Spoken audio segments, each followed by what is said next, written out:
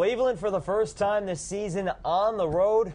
Baltimore at home after getting an unexpected week off. Hey, how are you, folks? Jason Horowitz, CBS Sports' Charley Casserly. Glad to be with you on the NFL previews presented by Comcast and Charlie. Let's start with the Browns.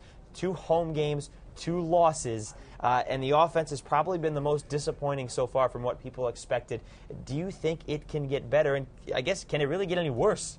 Well, it should get better. And here's what the problems with the Cleveland offense are, and I think they are correctable. First of all, Braylon Edwards missed time in training camp. Derek Anderson missed time in training camp. Here's Braylon Edwards, only 5 catches. I think he's got as many drops as he has catches this year. Hey, they're rusty. Dante Stallworth, a guy they were counting on, is injured. So I think the more time they practice together, the more games they'll play. I think Derek Anderson will get his timing back better. He's just missing things, I think, on accuracy. And Braylon Edwards, the more he plays, I think the better he will get. I think this Cleveland offense has enough talent with practice and repetition that they didn't have in training camp. They are going to get better. But put that up against the Baltimore defense, because this Ravens squad shut down the Bengals in Week 1. It's not like they're taking on an easier defense. The schedule hasn't gotten easier for Cleveland's offense this week.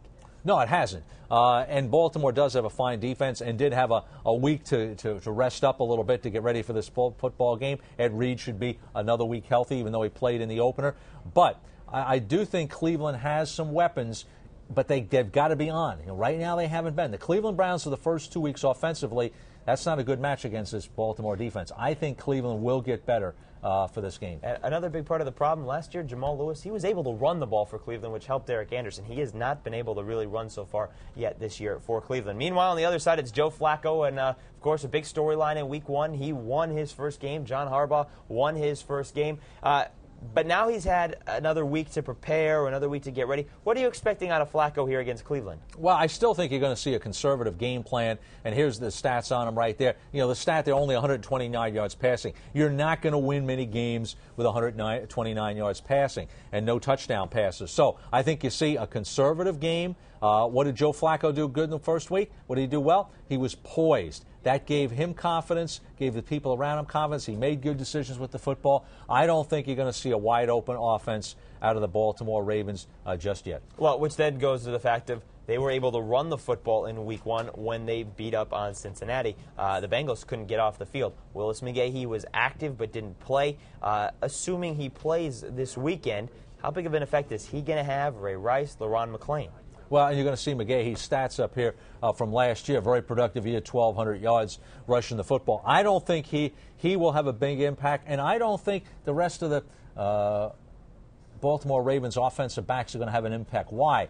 I think this Cleveland Brown defense is going to be difficult to run against. Shaun Rogers right now is playing at a Pro Bowl level at the nose tackle. He's dominating. I think Corey Williams got a little bit better last week. Wemberly, the outside backer, he's not a bad player against the run either. So I think this is a front that is going to be difficult to run against. And right now, Joe Flacco, I don't know if he's ready to go to the passing game to really put a lot of points on the board. Well, if that's the case, then so you're talking about Cleveland blitzing all the time to get the ball out of Flacco's hands. Exactly. See, the difference between Cleveland in Week 1 and Week 2 was the pass rush. They've got to manufacture it with the blitz. Right now, they're not getting it from the front 7. So they blitzed more against Pittsburgh. I know it was bad weather, but they did, to me, look better on defense. Look for them to be more aggressive, to blitz more in this football game.